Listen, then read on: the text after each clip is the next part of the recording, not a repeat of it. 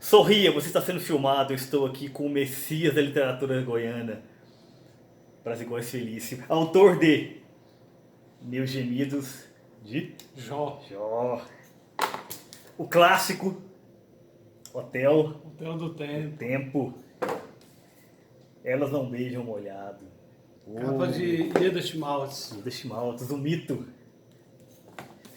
Canção das Horas e Memorial do Medo, Memorial da Solidão e a terceira parte que é... Obsceno Esplendor da Noite. Exatamente. Agora me diz uma coisa. Como que começou sua trajetória de Cristo que não deu certo? Conte-me o início do seu evangelho. Porque na verdade, por causa dessa cara nazarena que eu tenho, todo mundo falava que eu parecia muito com Cristo, essa coisa toda. Eu resolvi fazer um livrozinho de bolsa, um livro anarquista, completamente anárquico e debochado e debochante, chamava O Cristo que Não Deu Certo. Mas, de certa forma, era uma maneira de brincar com essa imagem minha, embora eu tenha muito respeito pelo Cristo, e, na verdade, eu não acredito que eu não sou o Cristo que não deu certo. Eu sou um filho do Cristo ou um irmão dele que está dando certo, na verdade. Na verdade, era só uma brincadeira, mas eu acho que onde o Cristo está envolvido, tudo está dando certo. Aproveitando, qual é a sua relação com religião? Como é que é? É de respeito pelas religiões, mas de achar que elas são escadas num nível muito inferior para o entendimento do mistério da vida.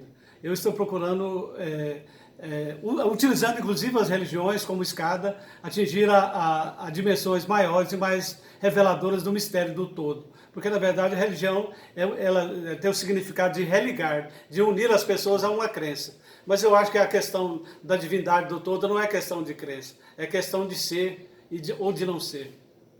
Bem shakespeariano isso, né? É bem shakespeariano. E aparece na sua obra, né? Essa coisa, esse diálogo com a religião, com a filosofia e tal. E tem aparecido, assim, de uns tempos para cá, com mais relevância, porque eu tenho me entregue a uma busca mais acentuada, mais verticalizada, e eu percebo que, na verdade, a religiosidade, a sublimidade, a transcendentalidade está em tudo, está nas coisas comezinhas e pequenas do cotidiano. Então eu tenho uma visão hoje mais holística, mais integrativa, de achar que não existe diferença entre o bem e o mal, não existe o alto e o baixo, e não existe o espiritual e o material. Tudo é espiritual, porque tudo vem do todo, tudo vem da substância única, tudo vem do espaço quântico. E o que é mais espiritual, a prosa ou a poesia?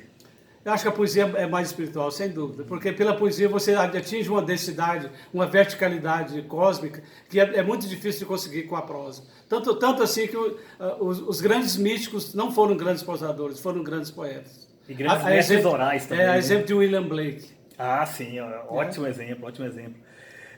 Me fala, o que você lia de poesia na sua formação? Quem que te inspirou? Olha, na verdade eu comecei a me encantar com o universo da literatura trabalhando em uma livraria em Campinas, o Bazar dos Estudantes. E na verdade o que me encantou foram os clássicos mesmo da literatura.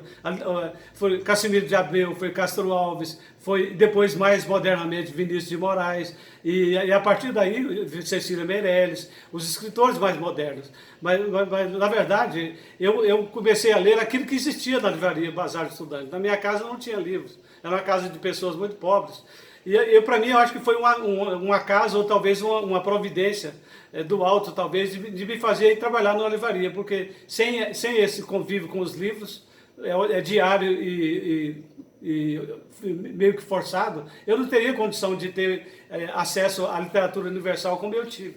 Inclusive foi através disso que eu me tornei, na verdade, um ladrão de livros, porque o meu padrinho, que me convidou para trabalhar, ele ficou sabendo dessa minha vocação pela literatura, e ele não importava que eu ficava lendo no banheiro, que de vez em quando eu subia do balcão e em vez de vender livros... Se você roubava livro, roubava tempo também. Roubava tempo. Ele colocava debaixo da camisa um livro do Castro. Era usurário.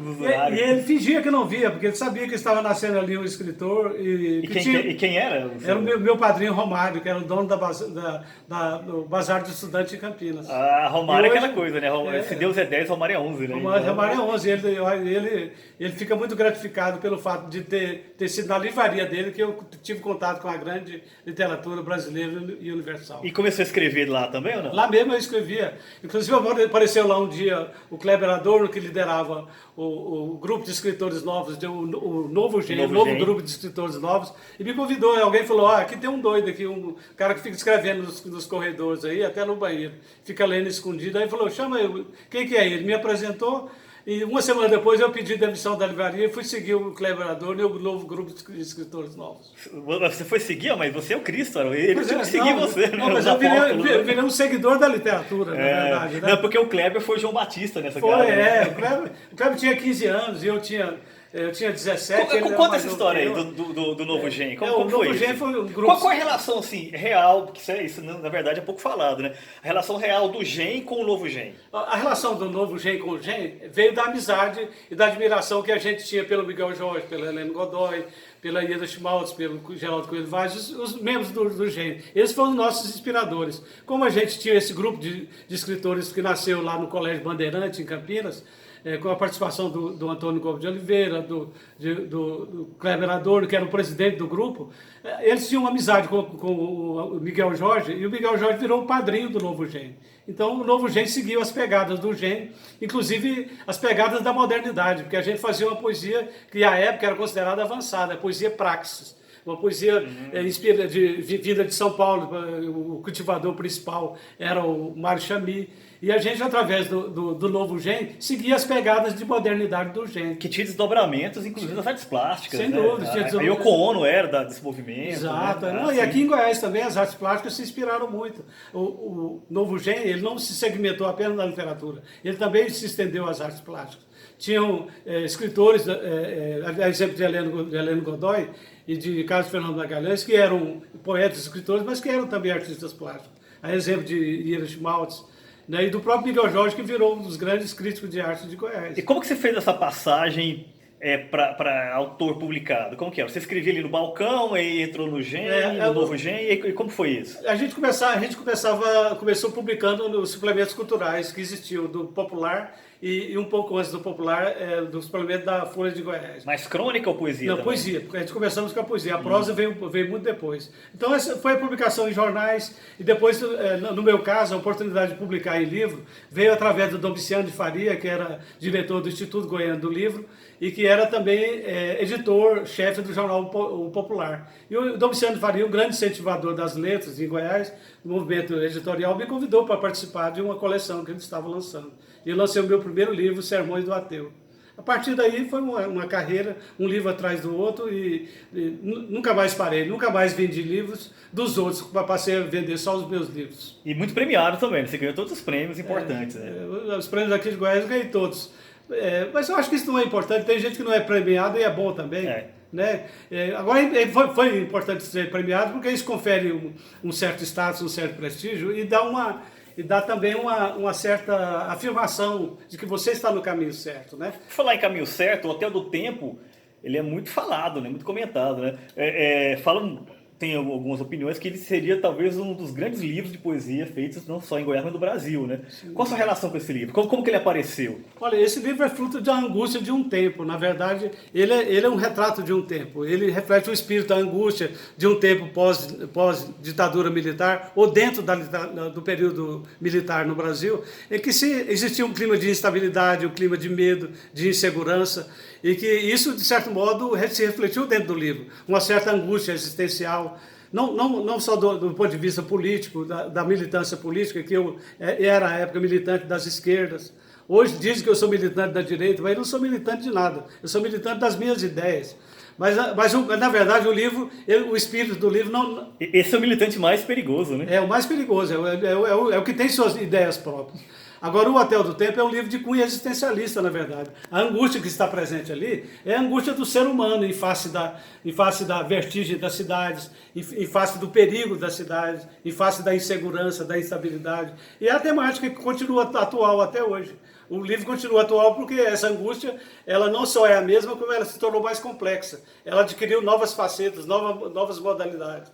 E está aí, esse tipo de angústia está lotando os consultórios psiquiátricos e psicanalíticos, e muita gente que nem tem a oportunidade de ir aos consultórios porque não tem a oportunidade. Mas às vezes, se a pessoa tiver esse mergulho interior, ela nem vai precisar de psiquiatria alguma, ela mesmo se cura. E como você vê a literatura atual? Olha, eu vejo a literatura atual publicando muito fragmentada. Muito você fala demais? É demais. Publicação excessiva e que não tem continuidade, não tem grandeza conteudística, na verdade. Hoje nós vivemos uma era muito fragmentária, em que todo mundo é poeta, todo mundo é escritor, mas inspirado nessa ligeireza da internet, que faz com que toda pessoa que escreva alguma coisa seja considerado escritor. E não é verdade. Você sendo um escritor notoriamente moderno, você acha que isso seria o pós-moderno? Não, eu acho que não é o pós-moderno. Eu acho que até eu acho que seria a entropia do moderno, da modernidade. É a modernidade que está confusa e que se perdeu dos caminhos lúcidos. Ela está completamente perdida. Então, cada um está tirando para o seu lado achando que publicação na internet resolve tudo, achando que ser conhecido em blog resolve alguma coisa, que na verdade o que nós temos hoje no mundo é a crise do olhar. Todo mundo quer ser olhado, mas na verdade ninguém quer olhar para ninguém. As pessoas querem ser olhadas, mas não tem a humildade de olhar. Então, se você não tem a humildade de olhar, você está num círculo eletrônico da internet em que todo mundo está à procura de likes, mas na verdade não tem visibilidade e não tem a generosidade de um olhar sincero, de um olhar honesto. Às vezes tem de um olhar crítico, de um olhar azedo ou de um olhar cínico. Magister Dixit. E, para encerrar, se você fosse um livro, naquele modelo do Fahrenheit 451, né? Um homem-livro, né? Se você tivesse decorar um livro para ser aquele livro, que livro você seria? Eu seria talvez eu seria talvez o Sermões do Ateu.